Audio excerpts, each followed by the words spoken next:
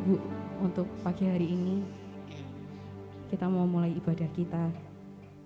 Kita mau siapkan hati kita untuk menaikkan ucapan syukur kita kepada Tuhan. Sebab Dia sungguh sangat baik, Bapak Ibu. Dia yang selalu memelihara, Dia yang selalu menjagai, dan Dia yang selalu menyertai setiap kehidupan kita. Engkau Tuhan yang selamatkan kami, Tuhan. Terima kasih Yesus. Haleluya.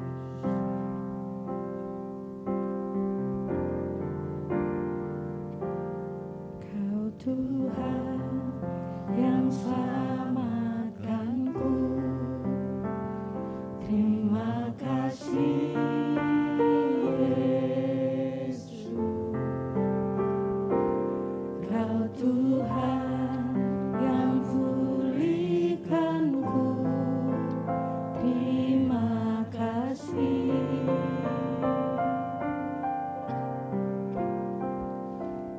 Kau Tuhan yang sembuhkanku. Terima kasih Yesus. Kau Tuhan memberkatiku. Terima kasih. Segala puji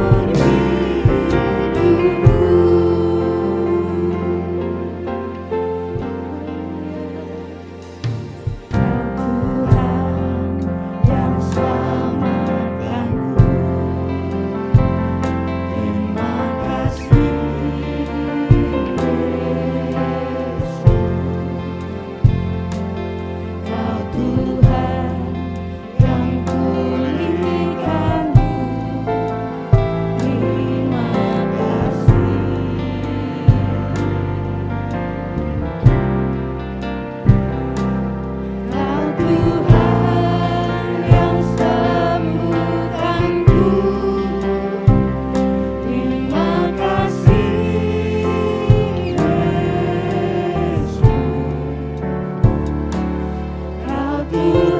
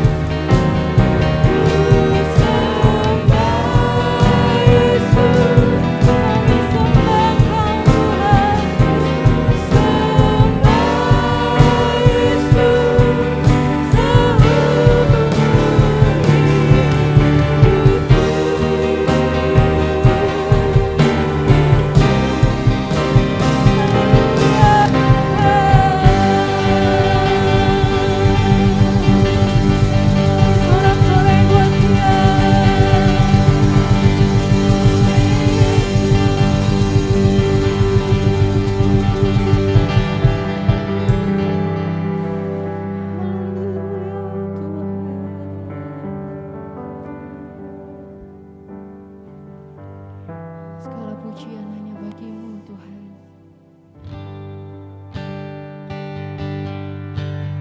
Hati kami rindu Tuhan.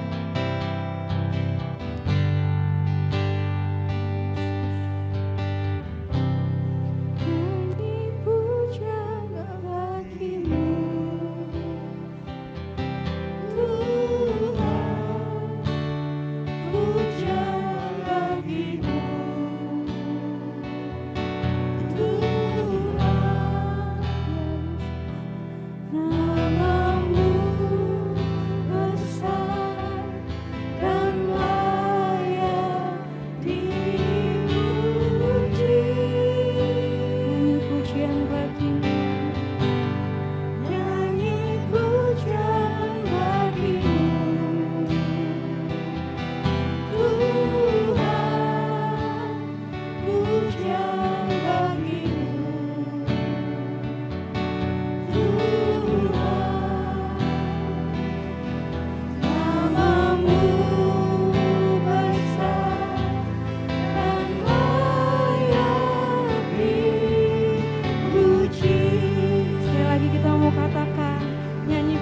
bagi-Mu Yesus, nyanyi pujian bagi-Mu Tuhan, pujian bagi-Mu Tuhan, nama-Mu besar dan layak dipuji.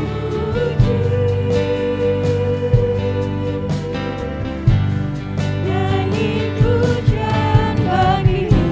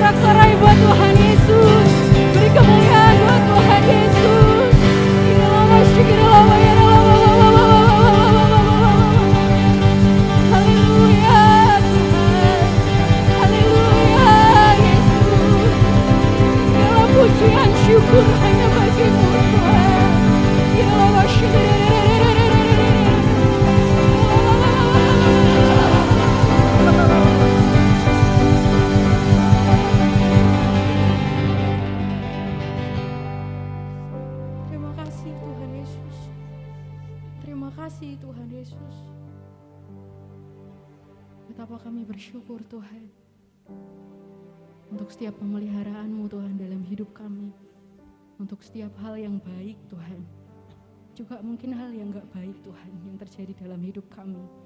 Tuhan, ajari kami untuk terus selalu bersyukur. Ajari kami Tuhan untuk selalu bisa mengucapkan terima kasih Tuhan Yesus. Untuk apapun Tuhan yang sudah terjadi, kami mengucapkan terima kasih Tuhan Yesus. Karena Tuhan Yesus sungguh sangat baik buat kami Tuhan. Terima kasih Yesus, terima kasih Yesus. Biarlah hati kami Tuhan penuh dengan ucapan syukur Tuhan. Biarlah hati kami Tuhan penuh dengan puji-pujian dan nyanyian syukur hanya bagi-Mu Tuhan. Terima kasih Yesus, Tuhan yang pimpin ibadah kami pada hari ini. Dari awal, pertengahan hingga akhirnya Bapa. Dan kami semua yang percaya akan mengucapkan amin, haleluya. Silakan duduk Bapak Ibu yang dikasihi Tuhan. Mari kita mau masuk gerbangnya Tuhan dengan nyanyian syukur. Haleluya.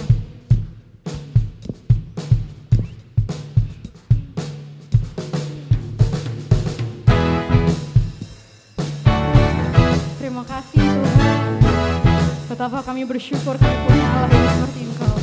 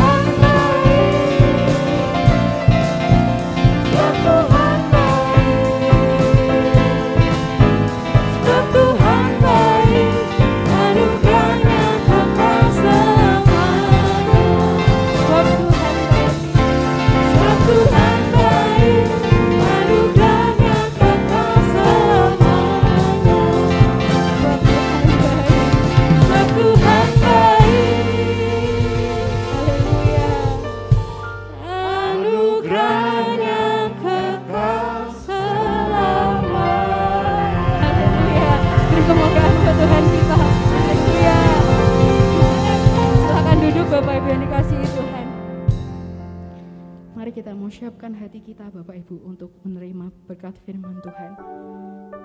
Terima kasih Tuhan Yesus. Kami mengasihi Engkau Tuhan.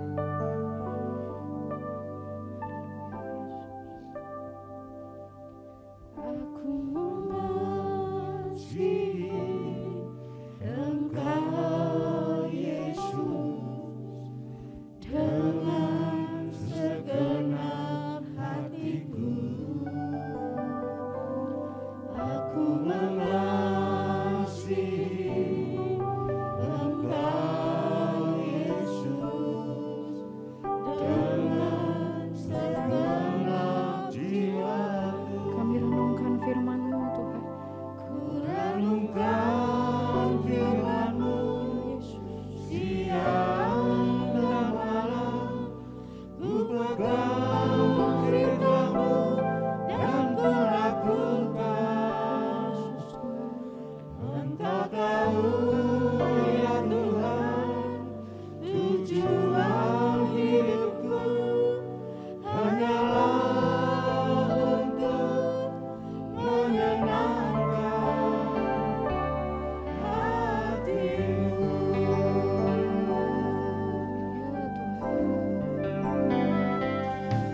Aku mengasihi Engkau Yesus dengan segenap hatiku.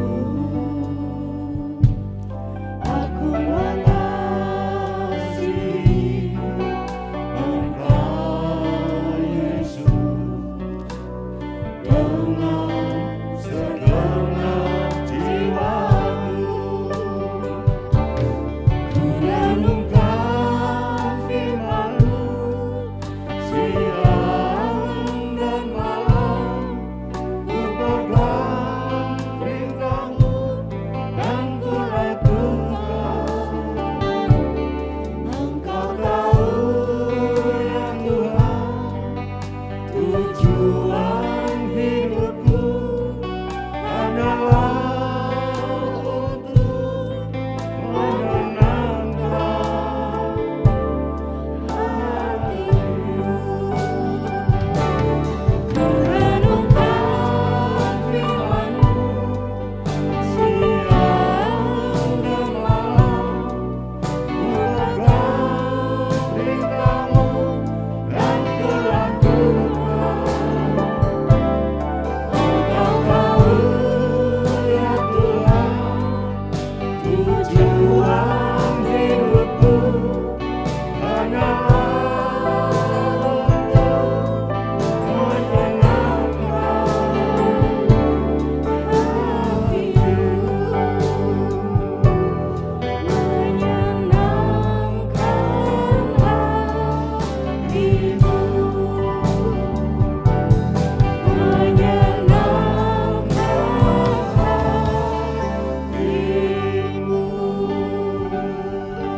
Terima kasih Tuhan Yesus. Kami siap Tuhan untuk dengarkan firman-Mu hanya di dalam berkat nama Tuhan Yesus Kristus. Haleluya. Amin. Bapa surgawi, kami datang kepadamu pagi hari ini. Kami sungguh bersyukur karena kasih setia-Mu tidak pernah habis buat kami. Selalu baru setiap hari dan baru setiap pagi dalam hidup kami. Kuasai kami dengan kebenaran firman-Mu hari ini. Roh Kudus menerangi hati, jiwa, dan rohani kami. Memperlebar setiap pendengaran rohani kami. Dan membiarkan hati kami seperti tanah yang subur untuk ditaburi kebenaran firman. Terima kasih ya Tuhan. Kami menyerahkan waktu ke depan di dalam nama Tuhan Yesus Kristus. Semua yang percaya berkata, amin. Salam. Masih semangat orang Semarang Indah dan sekitarnya hari ini? Puji Tuhan ya. Gereja-gereja besar hari ini bergumul dengan bagaimana menyatukan kembali, membuat mereka datang lagi ke gereja. Sudah kadung kenaan dengan online. Ya mungkin anak-anak muda, orang-orang tua bingung sekali kalau kebaktian lewat online. Dan hari ini saya ingin kita berbicara bersama-sama mengenai kesatuan. Coba kita katakan bersama-sama, kesatuan. Saya buka aja ya, karena ngembun, tidak kelihatan tulisannya. Kesatuan adalah sebuah perangkat yang Tuhan berikan kepada gerejanya, untuk gerejanya sampai kepada titik atau tujuan akhir untuk membuat supaya semuanya jadi. Apa yang kita kerjakan, namanya program atau visi, misi, apapun akan terjadi dalam gereja itu, kalau ada kesatuan di dalamnya. Tetapi berhati-hati juga kesatuan, karena kalau kesatuan yang perangkat yang bagus ini diberikan Tuhan kepada kita, tetapi kalau kita salah menggunakan kesatuan dengan tujuan yang tidak ilahi, itu akan menjadi sebuah malapetaka baru. Coba kita akan lihat di dalam sejarah kesatuan pertama kali muncul di Kejadian pasal 11. Ya, mungkin bisa diklik. Kejadian pasal 11 ayat 1 sampai dengan 6 berbicara mengenai sebuah pembangunan sebuah menara Babel yang sangat terkenal itu. Dimulai dari kesatuan. Mereka satu bangsa, satu bahasa, dan satu logat. Ya, logat itu penting. Kalau saudara punya bahasa kita di Jawa, kita bangsa kita Indonesia, di Pulau Jawa ini misalnya bahasa Jawa saja, dari ujung Banyuwangi sampai kira-kira Tegal, kira-kira Semarang ya. Saya pernah hidup 10 tahun di Surabaya, kalau ketemu ya opo konca. Wah, itu logat itu. Ya, saya orang Cepu kalau ngomong apa yang masak opo leh. Ya. Masak lodeh, nek mangan sampai ngoweh-ngoweh, nek masak nganggo tapeh. Waduh, nah itu orang Cepu. Orang Semarang lain lagi, yorak.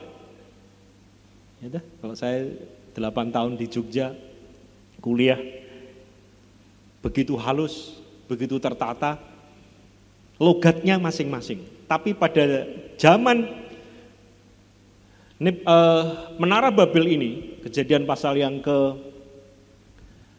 ke-11 itu sangat luar biasa, karena air bah telah jalan mulai pasal 6, kemudian akhir pasal 9 selesai air bah, mulai dari Sem, Ham dan Yahweh mulai keluar bangsa-bangsa. Mereka tidak jauh beredar di antara Palestina, Irak, Asur, kemudian ada tanah Seniar yang sangat bagus. Dikatakan, kita baca aja Alkitabnya dengan cepat ya. Kita baca bersama-sama. Ayat 1 sampai 6. 1, 2, 3. Adapun seluruh bumi satu bahasanya dan satu logatnya. Maka berangkatlah mereka ke sebelah timur dan menjumpai tanah datar di tanah Siniar. Lalu menetaplah mereka di sana. Mereka berkata seorang kepada yang lain, marilah kita membuat batu bata dan membakarnya baik-baik. Lalu bata itulah dipakai mereka sebagai batu dan tir gala-gala sebagai tanah liat.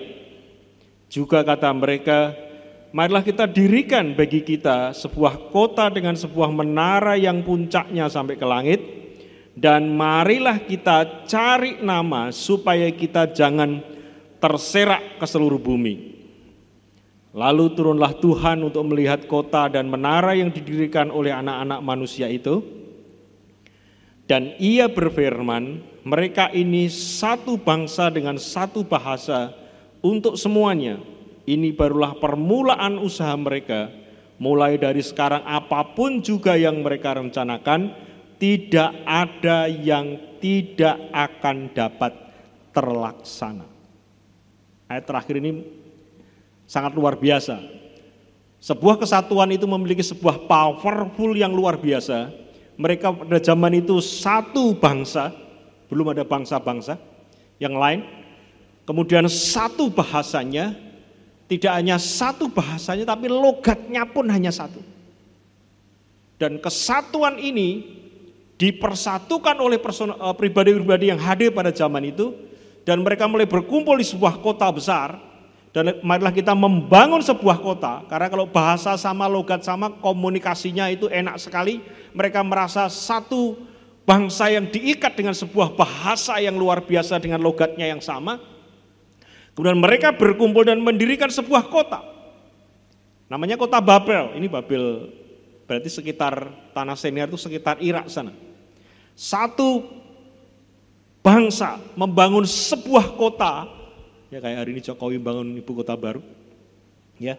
Kemudian mereka berkata kita akan membangun menara sampai puncaknya ke langit. Untuk apa? Dikatakan oleh teks tadi dikatakan mencari nama. Untuk mencari nama. Dan itu pasti akan berhasil. Ayat ini dikunci dengan ayat yang ke-6 dikatakan apapun juga yang mereka rencanakan tidak ada yang tidak akan terlaksana. Karena mereka satu, saudara. Jadi kesatuan ini sangat luar biasa. Cuman masalah di Kejadian pasal 9 adalah tujuannya yang salah. Mereka sudah berhasil membuat kesatuan. Dan kita tahu bersama-sama bahwa kalau kita bersatu, kita bisa membuat apa saja rencana kita pasti akan terlaksana, saudara. Makanya begitu penting kesatuan, tetapi hati-hati dalam kesatuan yang kita bisa melakukan apa saja ini, tujuan akhirnya harus benar. Kalau kita hanya mencari nama, keuntungan manusia sendiri, kemudian membangun sebuah humanisme yang sangat manis tetapi tujuannya bukan untuk visi Tuhan, hati-hati. Tuhan akan membubarkan kesatuan itu. Dan kalau kita baca ayat ini terus, Tuhan memisahkan mereka, Menara Babel pada saat mereka berkumpul, mereka pesta, mereka merasa luar biasa, dan orang-orang ingin berikhtiar untuk datang di kota itu untuk melihat menara yang tinggi itu. Dan Tuhan turun membubarkan kesatuan mereka dengan cara bahasa juga. Yang dulu bahasanya sama, bangsanya sama, logatnya sama. Tuhan turun dan tiba-tiba mengubah lidah mereka. Tiba-tiba mereka punya bahasa satu persatu, sendiri-sendiri, satu kelompok-kelompok. Mungkin juga ada bahasa Indonesia di situ. Mungkin ada bahasa yang terkenal bahasa dulu kan bahasa Ibrani. Ada bahasa Ibrani, kemudian dipecah bahasa Arab, dipecah.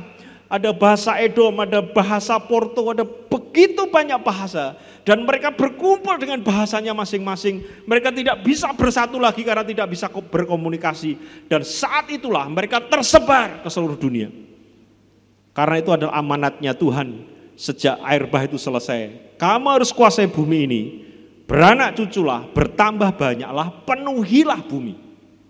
Mereka tidak mau memenuhi bumi, mereka hanya mau kumpul di situ terus, karena menikmati kesatuan yang luar biasa itu. Dan itu bukan tujuan Tuhan. Tujuan Tuhan adalah memenuhi bumi ini dengan anak-anak mereka dan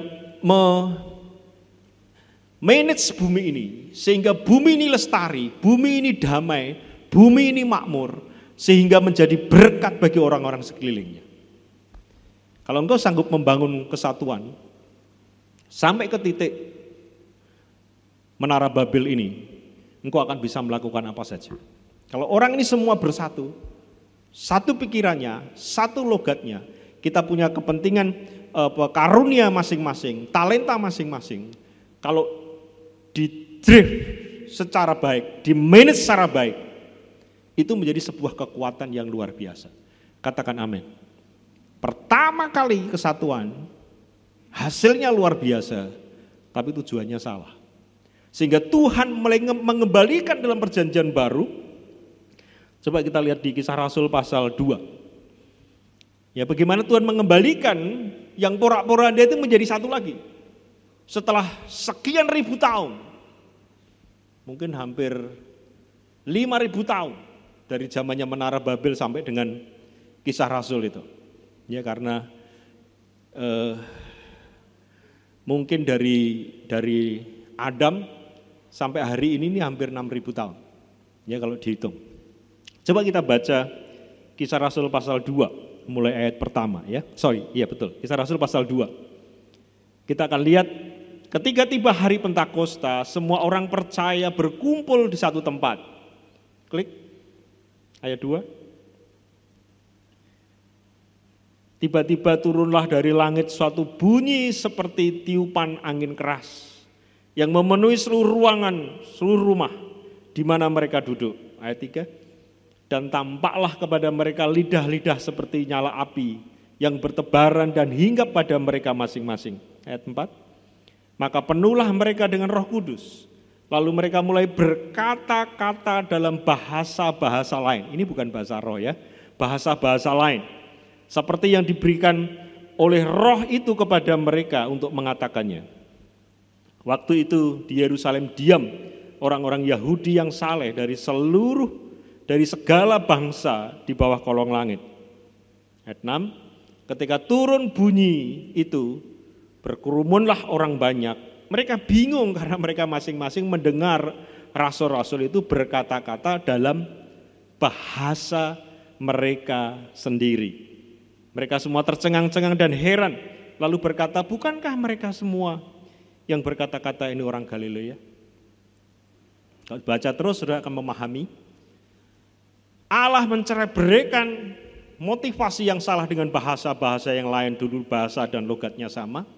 Tapi di Kisah Rasul dari segala bangsa, orang Yahudi sedang diaspora karena dijajah oleh Roma itu 1000 tahun, dari zaman Alexander Agung sampai zaman Tuhan Yesus 400 tahun, nanti terus sampai kira-kira tumbuh bangsa-bangsa baru selesai. Roma memerintah 1000 tahun atas Eropa dan 120 negara sampai ke ujung Afrika, India, RRC. Zaman itu dijajah semua oleh Rom. Ya, dan Rom ini menjajah Israel sehingga Israel melarat, miskin zaman Tuhan Yesus, sehingga mereka butuh pelepas, butuh sang Mesias. Mereka berharap Mesias. Tapi pada saat Yesus datang mereka menolak karena Yesus ini dipikir Mesias politik seperti Musa, memerdekakan Yahudi Israel dari Rom. Tapi ternyata tidak. Yesus memerdekakan, lebih penting daripada jajahan manusia adalah jajahan daripada dosa dan setan itu. Sehingga Tuhan melepaskan mereka dengan luar biasa. Selesai Yesus berkarya di atas kayu salib, Roh Kudus mulai berkarya turun. Dan pekerjaan pertama yang Allah lakukan melalui Roh Kudus adalah mempersatukan mereka.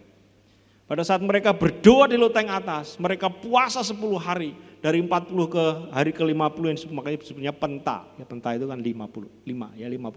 Kemudian mereka dipenuhi dengan Roh Kudus. Mereka mengeluarkan bahasa-bahasa, kalau dibaca sampai terus ke bawah, saya pernah menghitung, kira-kira ada 16 bahasa yang ada di situ. Mereka berbicara dengan bahasa Mesopotamia, bahasa Arab ada di situ, Yunani ada di situ, Ibrani ada di situ, dan bangsa-bangsa di sekitar di mana orang-orang Yahudi itu tersebar di seluruh penjuru dunia, yang pada saat hari Pentakosta mereka seperti hari Lebaran, semua orang mudik ke Yerusalem. Dan saat itulah Roh Kudus turunlah Pentakosta itu dan membawa sebuah kesatuan dengan cara menunjukkan bahasa-bahasa. Allah mau berkata bahwa dulu saya mencerai-beraikan dunia dengan bahasa, tapi hari ini kembali Allah mempersatukan gerejanya dengan sebuah bahasa yang baru. Sehingga mereka bingung, ini rasul-rasul tiba-tiba bisa berbahasa macam-macam. Mungkin yang dari Arab sana yang pakai bahasa-bahasa itu ada 16 bahasa, Saudara. Dan luar biasanya inilah awal dari sebuah gerakan baru yang disebut dengan gerakan Pentakosta. Movement ini membawa bangsa-bangsa ya dengan sebuah amanat agung yang besar. Jadikanlah semua bangsa yang dulu tercerai-berai semuanya menjadi muridku, murid Tuhan Yesus. Aku akan memberikan kuasa, satu kuasa yang baru, kuasa mujizat, kuasa mengadakan yang tidak ada menjadi ada, dan banyak kuasa kesembuhan yang lainnya dilakukan oleh para rasul-rasul. Pada saat mereka menjelajah ke daerah-daerah baru, ya Paulus menjelajah sampai 3 benua, ya Asia, Afrika, dan dia meninggal di Rom sana. 22 kota didirikan gereja oleh Rasul Paulus. Saya pernah menghitung 22 kota, enggak main-main. Itu digembalakan di dalam penjara. dengan surat-surat pastoralnya, dan mereka bisa berjalan secara luar biasa. Saya heran ya, pendetanya di penjara, 22 kota gerejanya jalan. Dan Paulus hanya memberikan surat-surat pastoral, khotbah-khotbah Paulus dari kitab Rom sampai dengan Titus, Filemon, ya, kitab-kitab terakhir Rasul Paulus. Saudara-saudara, nah itu sejarahnya Allah mengubah kesatuan, dihancurkan sendiri, kemudian dibangun kembali di zaman Kisah Rasul. Tetapi pada saat sampai ke kota Korintus, kira-kira 20 tahun kemudian setelah Injil diberitakan, orang Korintus pun terpecah-pecah. Ini jemaat yang luar biasa, tapi terpecah karena orang-orang begitu egois, sehingga satu gereja terpecah menjadi ada kelompoknya Kefas, Petrus, ada kelompoknya Paulus, ada kelompoknya Kristus, ini orang yang bingung ya, ada kelompok Barnabas dan lain-lain, kelompoknya Apolos, mereka terpecah menjadi 4. Mengapa? Karena mereka tidak memahami hakikat daripada persatuan itu. Sehingga Rasul Paulus menulis dalam 1 Korintus 11 berbicara mengenai bagaimana membangun sebuah kesatuan. Kesatuan ini diumpamakan oleh Rasul Paulus seperti kepala dan tubuh. Kristus adalah kepala kita adalah tubuhnya. Yang disebut tubuh itu bukan hanya tangan. Apakah tangan itu tubuh? Lalu bagaimana dengan kaki? Kalau kaki berkata, oh enggak, yang disebut tubuh itu hanya mata saja. Bagaimana dengan pendengaran? Rasul Paulus mengajak mereka berpikir bahwa tubuh itu punya fungsinya masing-masing. Justru yang paling lemah diberikan penghormatan yang luar biasa. Ya, misalnya ada gendang telinga di dalam itu, misalnya ada bola mata, ini paling lemah, tapi kita kasih pengamanan yang luar biasa. Yang paling lemah justru itu yang paling kuat, katanya. Nah, apa yang harus kita lakukan dalam kesatuan itu? Saya ingin secara cepat, saudara. Kita akan lihat di 1 Korintus 12. 1 Korintus 12 ayatnya yang ke-12. Coba. Saya ingin ajak secara cepat kita berpikir mengenai bagaimana membangunnya. Belajar dari kitab Korintus kita bisa dapat, karena sama seperti tubuh itu satu dan anggota-anggotanya banyak, dan segala anggota itu sekalipun banyak merupakan satu tubuh. Demikian pula Kristus. Jadi kita bisa berasal dari berbagai macam suku, bangsa, bahasa, karunia masing-masing. Ingat baik-baik bahwa kita ini adalah satu tubuh Kristus. Katakan bersama saya, satu tubuh Kristus. Nah, kadang-kadang kita melupakan karena ajaran individualisme sedang merasuk dari dunia barat masuk Indonesia secara luar biasa. Kalau masuk, saya dari Telogosari. Kalau Telogosari itu ada rumah-rumah yang tipe 17, 21 yang kecil-kecil itu mobil aja nggak bisa masuk di lorong-lorong itu. Tetapi karena mereka ini kecil, ya mereka ini bersatunya luar biasa menghadapi sesuatu. Nah, saya pernah di Jalan Nogososro, itu jalan paling besar di Telogosari. Rumahnya tipe 70, tanahnya 240. Ya, waktu itu harganya cuma 40 juta. Sekarang M. Itu satu jalan, mereka tidak saling kenal satu dengan yang lain. Saya pernah ngontrak 3 tahun di daerah situ, pertama kali saya masuk Semarang. Orang tidak kenal, lolo, gua. Kemudian saya pindah ke Geraha Mukti, ada sambungannya namanya Geraha Mutiara. Rumah contoh saya beli 93 ya, hanya 65 juta, hari ini harganya bisa 600 lebih. Naik 10 kali lipat, Saudara. Tetapi sama, itu di perumahan itu kira-kira ada 90 KK 1 RT, karena saya pernah jadi ketua RT-nya, tidak saling kenal.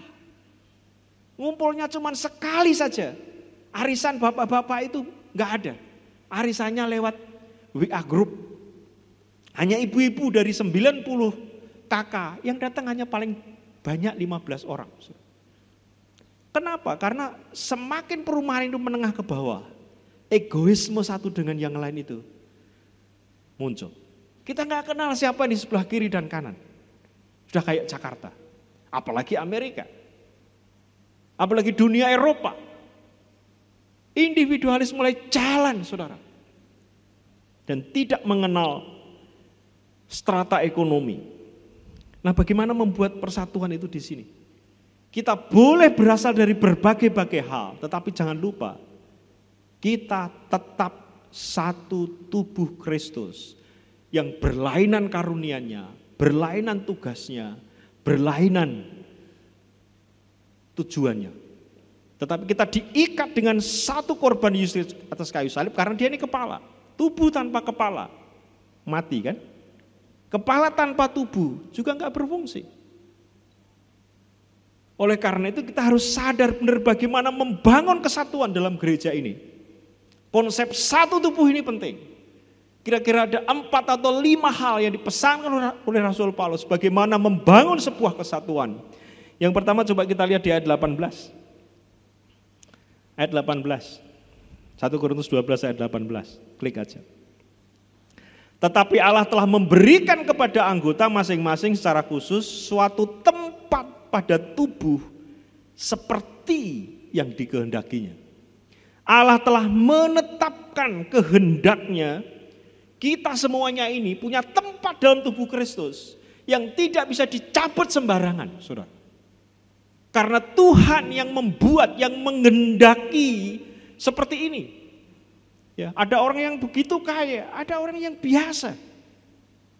Saya kemarin dapat sebuah survei, kemudian salah satu surveinya itu saya agak ganjel karena ditanya, ekonomi Pak Darto ini kelas atas, menengah atau bawah? Saya bingung ngisinya.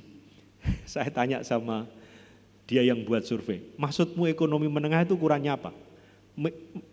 Bawah itu apa? Dia bilang gini, ekonomi menengah bawah itu Pak Darto, kalau Pak Darto setiap bulan gajinya di bawah 5 juta, itu sekarang ekonomi bawah katanya. 5 juta sampai 50 juta, nah itu ekonomi menengah katanya setiap bulan. Karena ada orang yang gajinya 50 sampai tak terhingga, itu baru ekonomi atas. Wah, saya mudeng sekarang. Saya isi aja deh ekonomi menengah. Karena gaji saya belum ada 50 juta sebulan. Tetapi yang ekonomi bawah ini, apa tidak berfungsi? Tidak, saudara.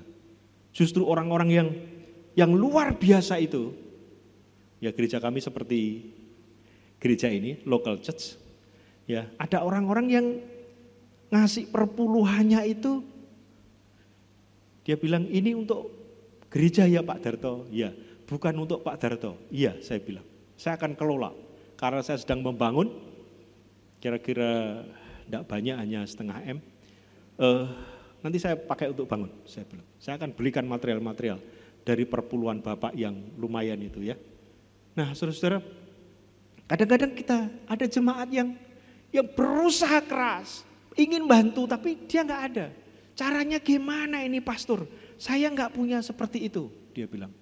Sisa belanjamu tiap hari tak belikan tabungan, masukkan di kaleng itu, saya bilang. Oh gitu ya. Kalau sisanya 1.000 ya sudah masukkan di situ. Sisanya 500 masukkan di situ, saya bilang. Nanti 3 bulan kan penuh itu kalengnya. Gitu ya pastor. Saudara-saudara, justru menurut Tuhan orang-orang ini yang luar biasa.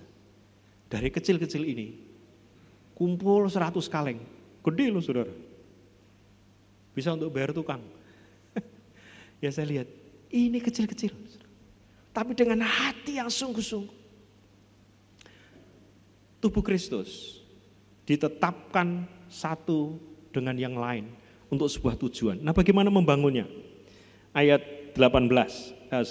Ayat 21. Jadi mata tidak dapat berkata kepada tangan, aku tidak membutuhkan engkau. Dan kepala tidak dapat berkata kepada kaki, aku tidak membutuhkan engkau. Satu hal yang paling penting dalam kesatuan yang harus kita bangun adalah kita ini harus saling membutuhkan. Katakan amin. Saling membutuhkan. Tidak ada orang yang bisa, saya ini bisa lakukan semua. Apa kalau kamu mati mau genjong petimu sendiri, saya bilang. Gak bisa, saudara. Kita saling, satu tubuh itu saling membutuhkan. Mata membutuhkan telinga. Telinga membutuhkan perasa. Perasa dia membutuhkan tangan. Tangan gak bisa jalan, dia butuh kaki. Semua satu tubuh. Saudara-saudara, saling membutuhkan. Ini harus dibangun di gereja ini. Ya, saya tidak tahu siapa yang mengkoordinir sehingga kita ini saling membutuhkan. Oh, kalau pas Covid gini kan kita butuh makan misalnya. Oh, jemaat kita ada yang jualan online. Oh, sudah, kita beli aja. Saling membutuhkan ya. Dia butuh customer, nah kita butuh makanannya. Nggak usah jauh-jauh, sehingga kita jalan di antara kita. Oh dia bisa buat masker, ya sudah kita beli aja. Kalau perlu kita bagi-bagi, itu di mobil saya itu. Ya setiap ke gereja orang, pastor tak kasih masker ya, tak masukkan ke mobil itu. Ke sana dikasih lagi. Saya bilang ini masker begitu banyak di mobil saya untuk apa nih? Saya bilang, nah kalau minggu saya taruh di gereja, di depan meja itu, meja macam-macam itu. Siapa yang butuh masker, bawa pulang aja. Saya bilang, mereka bawa. Pada saat saya mulai kadang-kadang itu enggak berhenti-henti orang ngasih masker ke mobil saya itu loh. Karena masuk mobil dia loh, enggak ada maskernya, ada di slot di situ saya bilang. Kelihatannya kecil, tetapi kita saling membutuhkan. Minimal kita membutuhkan doa orang lain secara rohani, betul? Kita tidak ada yang manusia ini Superman, menjadi Wonder Woman, tidak ada. Kita butuh orang lain. Butuh orang lain. Dan kita harus belajar saling membutuhkan. Yang berikutnya harus kita bangun, ayat 23. Saling membutuhkan yang pertama. Ayat 23, dan kepada anggota-anggota tubuh yang menurut pemandangan kita kurang terhormat, kita berikan penghormatan khusus, dan terhadap anggota-anggota kita yang tidak elok, kita berikan perhatian khusus. Ingat, kita satu anggota tubuh Kristus. Yang kedua yang penting, kita harus belajar memberikan hormat kepada orang lain. Amin. Berikan hormat kalau datang selamat pagi, selamat siang, berikan hormat dengan cara kita masing-masing.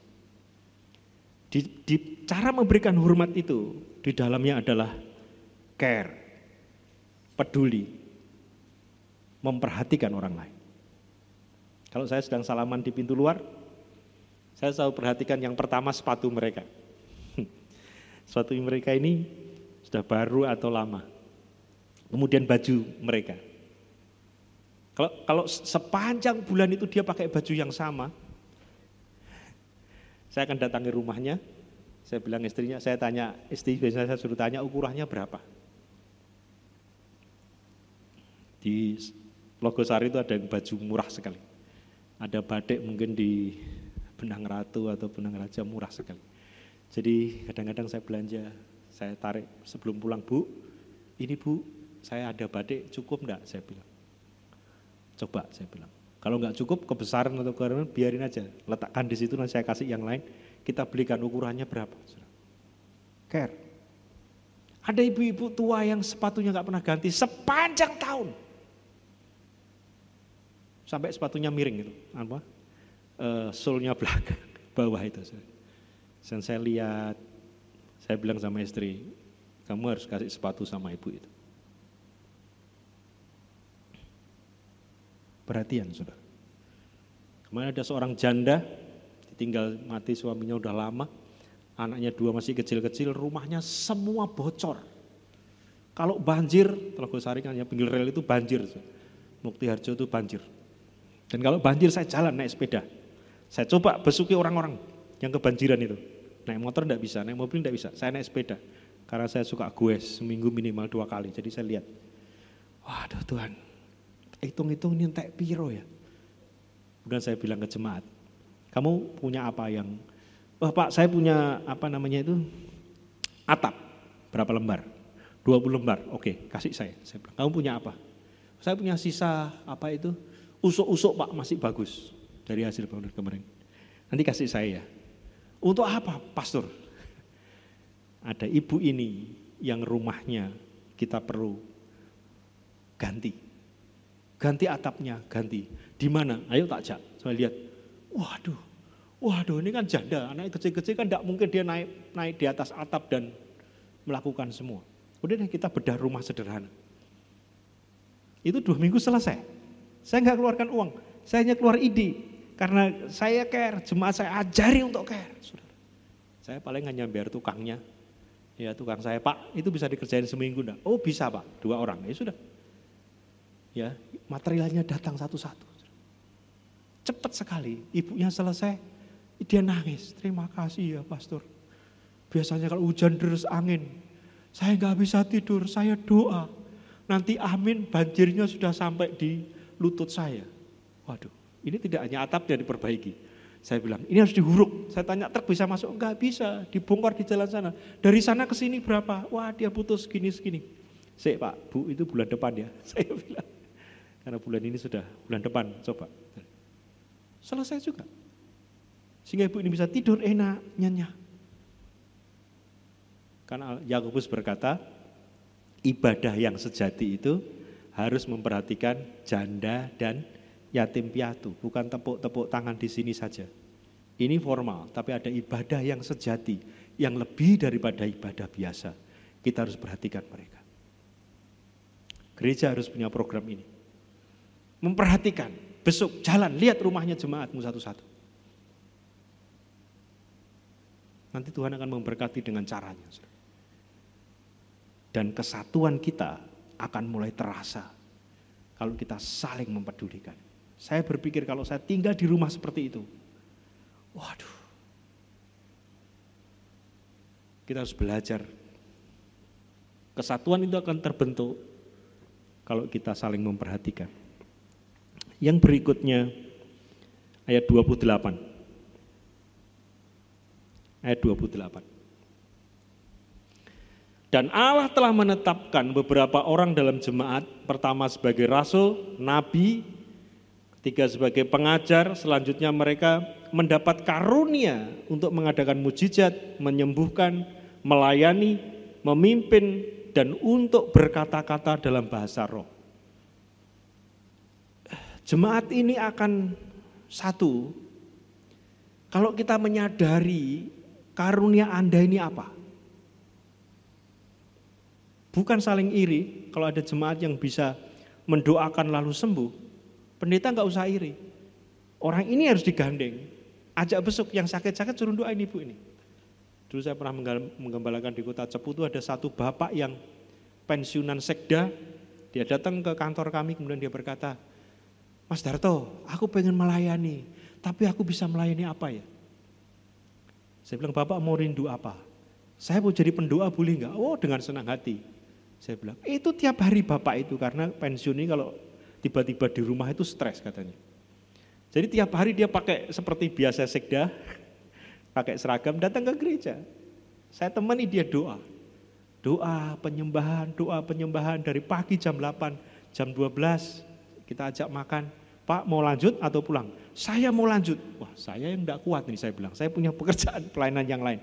Bapak sendiri enggak apa-apa ya, saya tuh nemeni pekerja. 3 bulan, Bapak itu tidak pernah absen setiap hari, kecuali hari Minggu. Dia doa di gereja itu, dia penyembahan di gereja itu, kita kasih pokok-pokok doa seharian. Dia jam 8 ada, nanti jam 4 dia pulang. Badannya sehat, sekda itu. Ya kemudian dia 3 bulan kemudian, saya tidak mau Bapak itu hanya di gereja kami, Pak kita besuk. Ya, tolong ini didoakan. Ini ibu, dia perutnya besar karena katanya lever atau apa saya tidak tahu. Tapi Bapak doakan, jangan amin sebelum Bapak sebelum ibu ini perutnya kempes, saya bilang. Udah saya taruh di situ, saya tinggal. Saya tinggal pelayan yang lain 1 jam saya mau bawa ibu itu lagi. Bapak ini masih mendoakan dalam nama Yesus. Bapak sarop Dia buka mata, amin. Sudah sembuh, Bu? Dereng, Pak. Belum, Pak, katanya. Ayo kita doa lagi. Wajak doa lagi. Setengah jam, 1 jam, amin. Tanya, sudah sembuh, Bu? Belum. Oh, kita doa lagi, saudara. Dia doa itu sampai 4 jam. Dan ibunya tiba-tiba perutnya, kok perutku sakit ya, Pak? Dia ke belakang. Ya, dia ke belakang pup semua. Saudara, sudah balik. Loh, ibu ini perutnya sudah kempes, sudah sembuh. Ya, kami punya ibu pendeta nih, dokter. Ya, coba datang ke rumah sakitnya dia, ke rumah sakit umum. Dicek semua. Sembuh, saudara. Saya sampai bingung dengan bapak ini. Suatu hari ada orang mati digenjong dari rumah sakit, dulu masih dipikul ya, belum ada ambulan kayak hari ini. Dipikul oleh orang kampung, sampai ke rumah kampung, rumahnya itu sebelah masjid persis. Istrinya pensiunan tentara. Di situ nggak ada orang Kristen. Bapak ini doa di gereja, kemudian, Mas Darto, aku tolong diantar ke rumah sana itu. Katanya ada orang mati. Mau apa, Pak? Tuhan berkata kepada saya dalam doa tadi, orang mati itu pasti hidup kalau saya doakan. Wah, saya mulai bilang, serius, Pak? Aku bilang, saya aja belum pernah orang mati saya doakan hidup. Belum pernah. Saya udah ngubur gak tahu berapa puluh orang, tapi semuanya mati, saya bilang. Bapak itu bilang, sembuh, hidup. Datang, sudah. Saya taruh di sebelah itu, bapak itu mulai doa sendiri. Orang kampung bingung. Bapak ini siapa? Saya ini mantan sekda. Iya nggih Pak, saya kenal. Kemudian didoain, saudara. Kira-kira 1 jam, ibu itu tiba-tiba buka matanya, biar. Ya, kalau orang mati di tempat saya itu, yang layat itu bawa beras, bawa tempe, bawa tahu. Yang laki-laki bawa amplop, yang ibu-ibu itu bawa begitu. Udah dapat 2 kamar itu berasnya. Dan ibu itu buka mata, sembuh. Aku njaluk ngombe, katanya, dia minta minum. Ya dia bangun, kemudian ibu itu keluar, itu semua yang layat bubar, saudara. Bubar, ramai sekali. Weh, ibu ini hidup, ibu ini hidup. Kampung itu ramai sekali. Dan hari itu bapaknya tentara berkata, besok kita akan ke gerejanya Pak, namanya Pak Sabar. Kita ke gerejanya Pak Sabar. 3 bulan saya baptis 16 orang. Bapak itu luar biasa. Dia gak pernah sekolah teologi, gak pernah sekolah Alkitab. Dia hanya tahu persis doa. Saya ajari puasa, doa puasanya kencang. Sehingga suatu hari Bapak itu sudah mulai tua, kira-kira 5 tahun di gereja kami itu. Kita baptis begitu banyak orang dari Bapak satu ini. Saya hanya mendampingi, saya hanya melatih. Saya tidak punya karunia seperti Bapak ini. Kalau doain aja saya ngeri, saudara. Dia bilang, pokoknya kalau belum sembuh Pak Darto, saya gak akan amin. Saya akan ulangi doa saya yang sama. Gila, saya bilang. Ini ajaran dari mana? Kan Yesus berkata, berdoalah dengan tidak keputusan. Pak Darto menjelaskan kalau tidak berkeputusan itu berarti kalau saya memutuskan amin, gak boleh amin, harus terus. Dia malah mudeng. Saya doain 1,5 jam gak sembuh, tak tinggal. Besok ya Bu, kehendak Tuhan mungkin sakit. Dia gak punya kata-kata itu. Pokoknya harus sembuh, saudara. Gila. Satu hari dia mungkin keselan doa, keselan tak ajak muter-muter di pelayanan. Satu hari, Pak Darto, aku mau istirahat. Saya kira wis cukup Pak Darto. Dia duduk, selesai sarapan pagi, bablas. Saudara. Aku wis adus, aku mau menghadap Bapak. Wis adus, nganggo jas, duduk, selesai sarapan, bablas. Jadi aku rasa ngedusi. Hebat ya. Akhir tahun ini sampai hari ini, ada 1 ayat yang saya selidiki dalam, yaitu bergaul dengan Allah. Henok bergaul 300 tahun, sampai hari ini gak pernah mati. 300 tahun bergaul dengan Allah, Tuhan angkat. Kejadian pasal 5. Kejadian pasal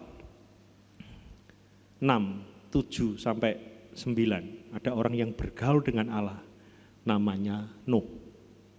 Seluruh dunia dibinasakan, Hanya Nuh yang keluarganya yang selamat. Bergaul. Di tengah-tengah dunia yang tidak menentu ini, saudara harus memperbanyak waktu Anda untuk bergaul dengan Allah. Berdoa. Cari waktu untuk puasa. Saudara, ibu-ibu yang sudah umur ini, ibu saya 78, masih suka puasa Senin sama Kamis. Presidenmu namanya Pak Jokowi, dia orang kebatinan. Kalau Senin dia puasa, Kamis dia puasa. Itu di istana kalau udah Senin sampai Kamis, nggak ada minuman, nggak ada makanan sampai jam 5 sore. Hanya satu menteri yang kalau diajak rapat, dia berani minum dan makan taruh di tas. Namanya Bu Susi. Yang menteri lain kalau udah Senin sama Kamis rapat sama presiden, walah kelidian saudara. Kalau Pak Jokowi dari kecil sudah diajari papa mamanya, kamu akan punya kuasa kalau kamu mau puasa. Itu ajaran ibunya Jokowi. Dari mana dia tahu? Waktu kecil dia pernah belajar Alkitab. Amin. Amin. Mau jalani? Kalau pendeta yang ngomong suruh doa puasa ini berat ya. Tapi kalau dokter yang ngomong itu kok mau gitu loh. Bu, besok poso ya. Mau diapain biasanya kalau di rumah sakit suruh puasa? Mau dioperasi. Tuhan mau mengoperasi Anda. Tapi Anda harus bayar harganya. Doa puasa. Sehingga pada saat badai corona ini datang lagi, Anda tetap berdiri kokoh. Amin. Tadi saya bicara dengan gembalamu, kemarin pas bulan tahun yang lalu berat-beratnya ada yang kena corona enggak? Banyak Pak Darto. Ada yang mati enggak? Ada. Masih muda lagi Pak katanya. Iya, jemaat saya juga, saya bilang. Bahkan gembala saya senior mati juga. Karena dia kena gula, dia enggak berani vaksin. Kena langsung 5 hari bablas. Saudara. Jemaatnya 1000, pusing kan? Istri yang ganti, istrinya kebaktian 3 kali, jadi 2 kali. Kalau dia khotbah 3 kali sehari, Seninnya masuk rumah sakit. Kasihan juga. Perhatikan orang lain, peduli, hormati, saling. Kata saling ini membangun kesatuan yang luar biasa. Ayat 31, ayat terakhir. 1 Korintus 12 ayat 31. Kita baca bersama-sama ya. 1, 2, 3. Jadi berusahalah untuk memperoleh karunia-karunia yang paling utama. Dan aku menunjukkan kepadamu jalan yang lebih utama lagi. Nah, jalan yang lebih utama lagi untuk membangun kesatuan itu apa? Di samping kita saling memperhatikan, saling menghormati, saling membutuhkan. Ada satu lagi yang lebih utama daripada semuanya itu. Masih ada satu ayat lagi ya. 1 Korintus 13 ayat 4. Itu yang paling utama yang dikatakan Paulus di kunci ayat 12:31 ini. Ada satu jalan lagi yang lebih utama, berarti pasal berikutnya. Pasal 13 ayat 4. Ayat 4, bukan 6. 1 Korintus 13 ayat 4. Ya, klik mundur. 1 Korintus 13 ayat 4. Ini yang penting, saudara. Ya. Kita baca bersama-sama 1, 2, 3. Kasih itu sabar, kasih itu murah hati, ia tidak cemburu, ia tidak memegahkan diri dan tidak sombong. Kesatuan akan terjadi kalau engkau mengejar yang utama, yaitu kasih. Kasih itu apa? Sabar. Kadang-kadang kita tidak sabar dengan Allah kita. Sabar, kalau ada HP yang bunyi kita sabar. Sabar enggak apa-apa saudara. Kita harus saling membutuhkan. Sabar itu artinya, bahasa Yunaninya itu sabar itu hupomeno. Hupo itu di bawah meno itu tempat. Orang yang sabar tetap di bawah tekanan. Terus di bawah tekanan berat. Di titik tertentu nanti Allah akan mengangkat Anda dari bawah tekanan ke atas tekanan. Itu orang sabar, saudara. Sabar menghadapi berbagai macam ujian, pencobaan, beban yang berat di zaman corona ini. Ada ekonomi, ada penyakit, ada banyak hal yang tidak terduga di sekian abad yang lalu. Tapi hari ini kita harus apa? Sabar. Coba katakan bersama saya dengan keras. 1, 2, 3. Sabar. Nanti kesatuan akan terbentuk, saudara. Yang kedua, kasih itu murah hati, peduli, butuh hati yang murah, memberi. Tiap saya pelayanan ke desa, biasanya kalau akhir tahun ini, lemari saya, anak, istri, ada berapa lemari, saya bilang, saya minta bajumu yang sudah tidak engkau pakai, yang kegedean, yang warnanya sudah enggak cocok, kumpulkan semua. Biasanya saya dapat 4-5 kardus. Atau saya cari kardus yang gede sekali. Saya ngangkat aja enggak kuat itu. Saya masukkan ke mobil. Saya biasanya punya teman banyak pelayanan di desa, saya telepon, Mas, aku mau pelayanan di desa. Nanti aku aksi sosial ya, bagi-bagi baju yang layak pakai. Karena di desa itu untuk macul, untuk telesan istilahnya. Ya, kemarin saya bawa 16 kardus. Mobil saya lipat itu tengahnya, belakangnya kemudian saya kasih kardus. Kayak mobil barang itu, penuh mobil saya. Saya taruh di desa. Desa di tengah hutan, kira-kira 8-7 kilo dari kota Cepu yang kecil itu. Saya pas pulang biasanya saya selalu bawa. Jemaatnya cuma 30, saudara. Saya kasih 16 kardus gede-gede. Ada satu kardus itu isinya cuma daster doang. Ada teman dari Pati kirim satu mobil tiba-tiba, Pak Darto kan suka aksi ke desa-desa. Saya titip 1 El Sape ya. Saya hitung berapa kardus nih. Anak saya suruh ngitung 60 kardus, Pak. Oke, 3 bulan, 2 bulan ini saya habiskan. Biasanya saya bantu pada saat ada korban banjir, gunung meletus, tapi kalau nggak ada banjir, nggak ada gunung meletus, ya cari desa-desa yang benar-benar desa itu. Pada saat saya bagi, pastor ini dikasih ambil berapa, terserah, minimal 5 orang, 1 orang ambil 5. Saya bilang, karena kamu 30, 16 kardus gede-gede. Ada satu bapak berkata, sejak gereja ini berdiri, pastor, belum pernah kita dapat baju sebanyak ini. Ibu-ibu itu satu kardus gede isinya apa? Daster, saudara. Separuh second, separuh baru. Wah, ibu-ibu ini ngambil. Wih, ini untuk mbah saya, ini untuk tetangga, boleh nggak boleh? Saya bilang, sudah mereka bawa 5, 6, ada yang bawa 10 pulang. Masih separuh rupanya. Masih separuh. Bu pendeta yang datang, Pak Darto ini sisanya mau dibawa pulang. Enggak ada. Ngapain saya bawa pulang? Saya bilang, kamu ada kumpulan RT di sini nggak? Arisan, kampung. Ada Pak, besok Kamis di gereja ini. Orang kampung di sini udah bagi aja. Enggak apa-apa, itu cucu sasaran saya bilang. Mereka senang. Ya, kemarin tanya lagi, Pastor, ada baju layak pakai lagi enggak? Itu untuk jembatan menginjil desa-desa itu. Amin.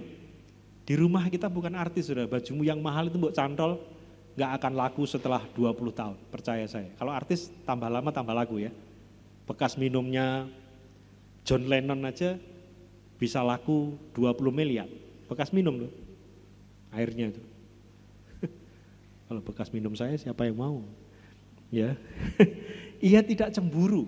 Kasih itu nggak cemburu, artinya kita boleh cemburu, yang tidak boleh itu terus cemburu.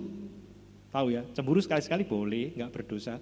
Tapi kalau pagi cemburu, sore cemburu sama suamimu, oh kamu kejar terus, kamu buka HP-nya, kamu cium-cium bajunya ada parfum yang aneh enggak? Nah itu enggak boleh. Sekali-kali cemburu boleh, tapi yang dikatakan di sini tidak terus cemburu, enggak, itu bukan kasih. Tapi tidak percaya sama pasangan. Ia tidak memegahkan diri. Kasih itu tidak sombong. Karena dosa terbesar di Alkitab itu namanya sombong, saudara. Dan kalau kita mulai belajar care dengan orang lain, memperhatikan orang lain, saat itulah kesatuan kita akan jalan. Cobalah bikin aksi sosial, Bentar lagi banjir nih. Ya, kamu saat gini banyak ini kalau ngumpulkan baju-bajumu di gereja itu udah nggak muat itu pasti. Nanti koleng saya boleh saya arahkan kemana, karena saya sudah biasa. Dan nanti saudara akan menjadi sebuah habit bagi kita. Memperhatikan itu menjadi sebuah budaya dari gereja kita, dari diri kita, dan dari orang-orang lain. Kesatuan akan terbentuk, akan terbukti kalau engkau bisa membangun saling memperhatikan, saling menghormati, saling peduli, dan kasih.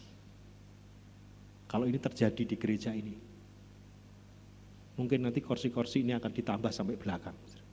Amin. Gereja itu loh, suka memperhatikan tidak hanya jemaatnya, tapi orang-orang lain. Akan dicari. Ada orang namanya Jack Hilton. Dia seorang pelayan office boy, ya, OB dari sebuah hotel di Amerika. Nah, setiap tahun di kota itu ada festival, sehingga seluruh Amerika datang ke kota itu. OB ini karena sudah nggak punya hidup sebatang kara, sama hotelnya dikasih ruangan kecil di hotel itu di belakang untuk tinggal dia di situ. 24 jam dia tinggal di hotel situ. Jadi kalau hotel itu butuh apa, tinggal diketok aja pintunya, dia akan keluar. Orang ini orang Kristen yang taat, dia baca Alkitab, dia sering doa luar biasa. Dan suatu hari festival itu ada kamarnya udah habis, seluruh hotel, seluruh kota itu kamarnya udah habis. Tapi ada opung-opung ya, ada orang sudah 60-an lebih sama istrinya datang ke kota itu, dia bingung cari hotel, enggak ada. Dia mau kembali, wah sudah kadung datang, enggak mungkin. Dia datang ke hotelnya Jack Hilton ini. Jack Hilton bilang, sudah tidak ada Tuan, sudah enggak ada kamar Tuan. Kalau Tuan mau menginap semalam, pakai aja kamar saya. Bayar berapa? Enggak usah bayar. Nanti saya tidur di sofa, enggak apa-apa. Sudah biasa, kata Jack Hilton. Benar, sudah. Dikasih kamarnya untuk satu pasang opa sama oma ini. Tidur, lihat seharian, kemudian sorenya pulang. Dia bilang, Jack, terima kasih ya, kamu laki-laki baik telah memberikan tempat tidur untuk saya. Jack Hilton, oh ya sama-sama, sudah biasa bagi saya memberikan kamar saya setiap tahun untuk orang-orang yang membutuhkan. Dia lupa Jack Hilton, tapi bapak itu rupanya kolong merah, gak punya anak, dia bangun hotel, dia butuh CEO untuk hotel itu. Kemudian opa oma ini, omanya bilang, Pah, kamu ingat berapa tahun lalu kita pernah dikasih kamar kecil oleh seorang OB? Oh ingat, saya nggak akan lupa. Sudah, itu orang yang namanya Jack Hilton, panggil ke sini, jadikan dia CEO. Istrinya bilang, karena dia orang yang bisa dipercaya. Benar, saudara. Jack dipanggil, jadikan CEO. Bingung dia, seumur hidupnya nggak pernah mimpi jadi CEO. Tapi kan dia sudah membangun hidupnya untuk memperhatikan banyak orang. OB itu kan melayani orang. Mentalitinya itu mental seorang abdi, seorang pelayan. Itu yang dicari Tuhan sebetulnya. Dan Tuhan naikkan jauh. Pada saat dia dikasih SK sama hotel itu jadi CEO, dia nangis. Tuhan, luar biasa. Apakah saya mampu, Tuhan, tolong saya? Dia seorang yang sangat rendah hati. Kalau sudah nginep di Amerika namanya Hotel Hilton, dia sekarang yang punya. Opa ini meninggal, dikasih semua sama Jack Hilton.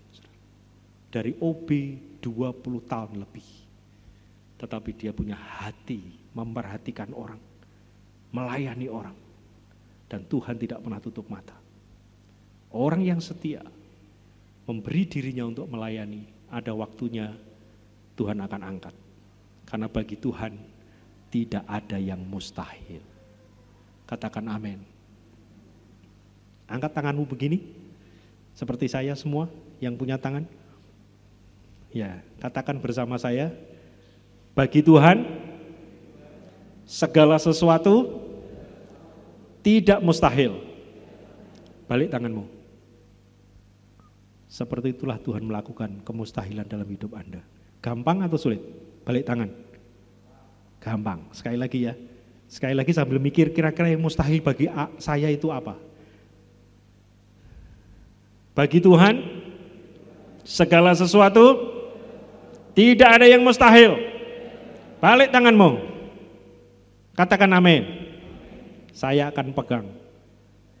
Saya akan pegang janjimu.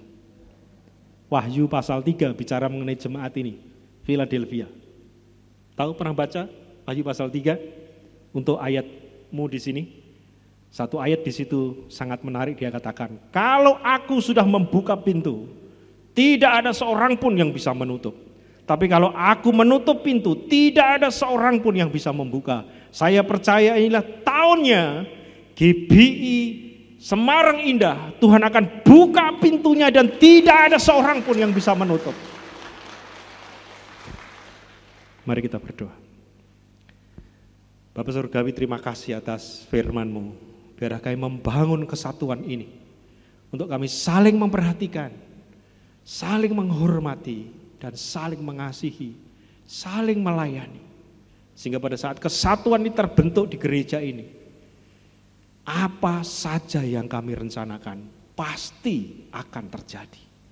Roh Kudus, jamah hati kami, kuasai pikiran kami, Tuhan lembutkan hidup kami, supaya kami dapat menjadi pelayan-pelayan-Mu, dan Tuhan akan mengangkat kami seperti Jack Hilton, yang tidak pernah terpikirkan, yang tidak pernah terlihat, Tuhan akan berikan kepada kami. Di dalam nama Tuhan Yesus Kristus, semua yang percaya berkata, amin. Amin. Saya serahkan Pak Pendeta.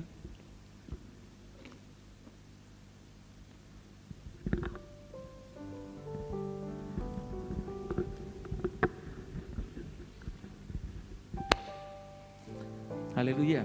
Shalom jemaat dikasih Tuhan. Kita bersyukur buat berkat firman yang boleh kita terima pada pagi hari ini. Dan sebelum kita akan mengakhiri ibadah kita pada hari ini, saya akan membacakan beberapa informasi kegiatan gereja kita. Yang pertama-tama, atas nama Gembala Sidang dan pengurus dari GBI Semarang Indah, kami mengucapkan banyak terima kasih kepada Bapak Pendeta Darto yang sudah membagikan berkat firman bagi kita pada pagi hari ini.